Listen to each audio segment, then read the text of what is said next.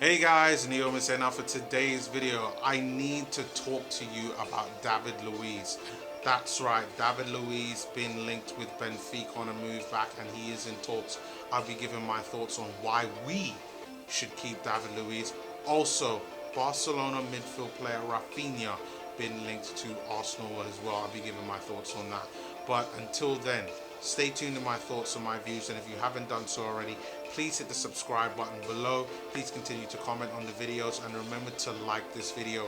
It does help and support the channel out. Now, let's get started.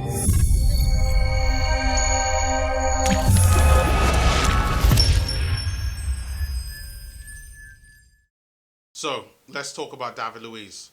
Now, David Luiz, we all know, has been at Arsenal now for a year, and some might have the opinion that he hasn't been good enough. Overall, I think he's been a pretty good, decent signing for Arsenal. And we all know that the story is that over the past couple of days that he doesn't have 1 year left on his contract, that it's actually an option for Arsenal to add in another year, but that is a trigger, but Arsenal have to give the go-ahead for that. And unfortunately, Arsenal haven't done so, meaning that David Luiz's contract is due to end at the end of the season, which explains a lot in why Arsenal have been rumoured with several other centre backs and a lot of centre backs than I really was unexpected to see over the past several months, because it looks like now that David Luiz's time at Arsenal is coming to an end, which is a shame. And here's why I think it's a shame on why on why he shouldn't be leaving and why we should keep him.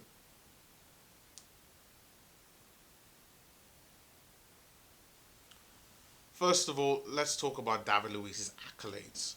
Now, I know he's only been at Arsenal for a year, but there was life before Arsenal with David Luiz.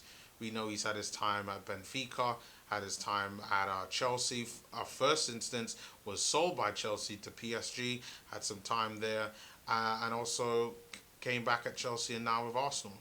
I mean, you're talking about a former Footballer of the Year 2010, won the Premier League once, won the Champions League once, a two-time FA Cup winner, a two-time French champion, a two-time French Cup winner, a two-time French, yeah, another two-time French Cup winner, a Portuguese champion with Benfica, a three-time League Cup winner, two Europa Leagues, one Confederation Cup with Brazil, and a three-time Super Cup winner with PSG as well. That is what David Luiz brings to Arsenal. Of course, not the trophies, but the fact that he's a winner. He's been part of winning teams. He knows what it takes to win. He's been around winners. He's been around leaders. And even at Arsenal, I've seen the effect that he has. I've been to the games. I've seen when it's half time, even during games when all of the attacking play is further up the pitch. David Luiz is there organising the defence, talking to the players, talking for the midfielders to get in place, telling them, you need to do this, you need to do that. These are signs that of what a leader is doing. I remember one game in particular, Chelsea at home, and I believe that was Mikel Arteta's first game at home in charge, and we had started Reiss Nelson on the right, and Reiss was not playing well in the game. And it wasn't that he wasn't playing well in terms of him doing something bad. He just really looks like he lacked the confidence to be able to go out there and show the Chelsea defenders what he was made of. Meaning that Emerson, the Chelsea left back, had nothing, to worry about, because Reiss, he held his line, he stuck to his position, but he never once gave that Chelsea defence something to worry about there on the right, meaning that all they needed to do was to concentrate on the left-hand side, which was where the main Arsenal danger was.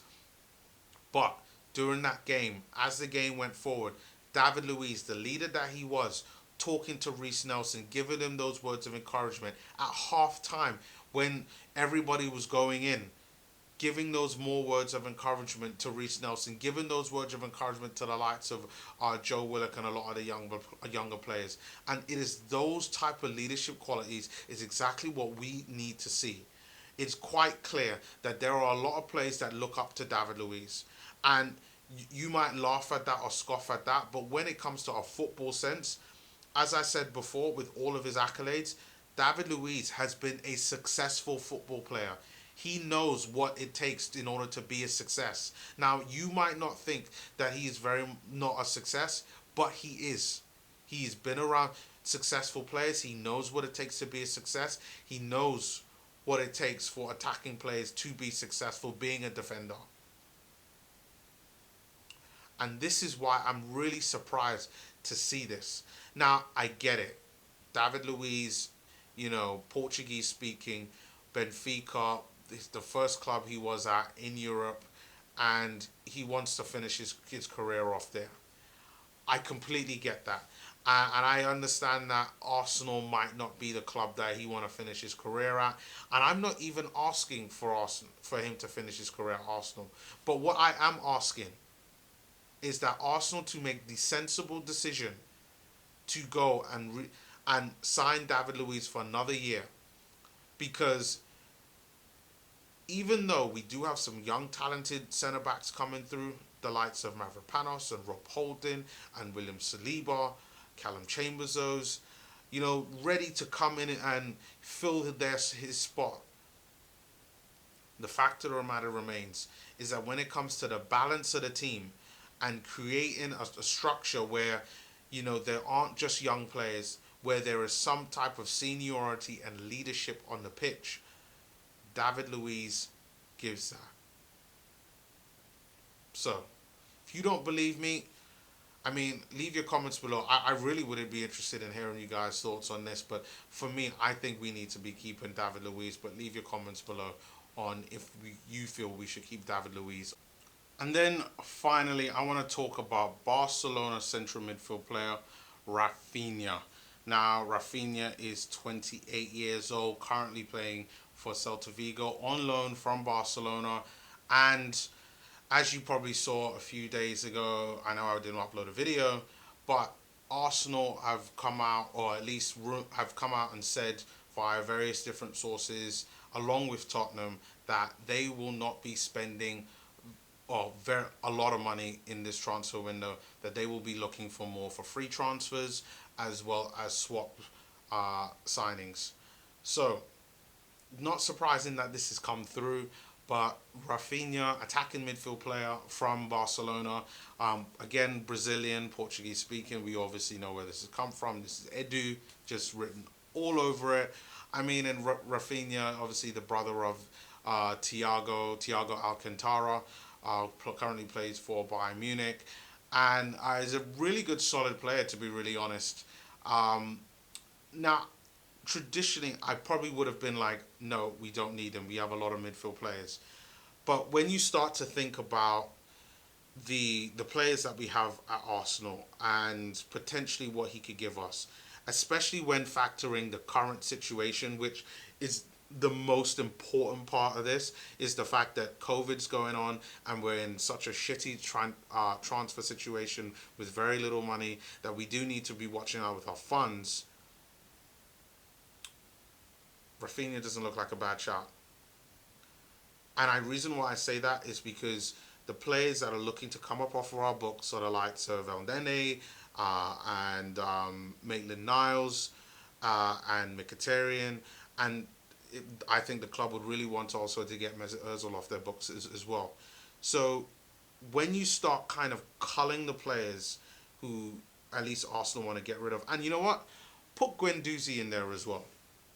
And when you really think of the fact that the players that we would really keep in our midfield and that we have right now, it really is only Willock, Xhaka, and Torreira and Emil Smith-Rowe. That's not enough for a midfield. Like, you need midfield with diversity. You need midfield that can play in various different positions and who have various different strengths and weaknesses. Now, like I said, I only really think that this signing is a decent signing because of the fact that we are in COVID and the fact that Arsenal right now do not have money, or at least are not willing to spend money. So to sign Rafinha on a free, I think is pretty good smart business, especially when they could keep the wages low and sell the likes of Ozil or El Nene and Mkhitaryan and Guendouzi, which Guendouzi I wouldn't like to get rid of. But let's see what happens in regards to Rafinha. Uh, the fact that he can play as an attacking midfield player, as a central midfield player. His build. He's not really short, and he can play in central midfield pretty well. He's got some speed, some pace. Isn't much of a goal scorer, but more of that kind of creator, but player. And I know for Celta Vigo he plays primarily in central midfield, but he can also play out wide as well. So there are lots of aspects with that. Yes, I know he's not the most glamorous name, and I would say today on this Saturday, you could say it's maybe a little bit disappointing, but I would take Rafinha. I like, why not? Especially if we was to get rid of all the players that I just list, because we need to reinvest in midfield. So leave your comments below. And when you leave your comments below with Rafinha, please factor in that I'm talking about the fact that this is an Arsenal that are not spending money. Because I know a lot of you are going to come up with all different names about Thomas Partey, which, yeah, in a swap deal, or Kai Havertz, or all these different players that you might come and talk about. So do leave your comments below with that in mind, and I will see you all next time.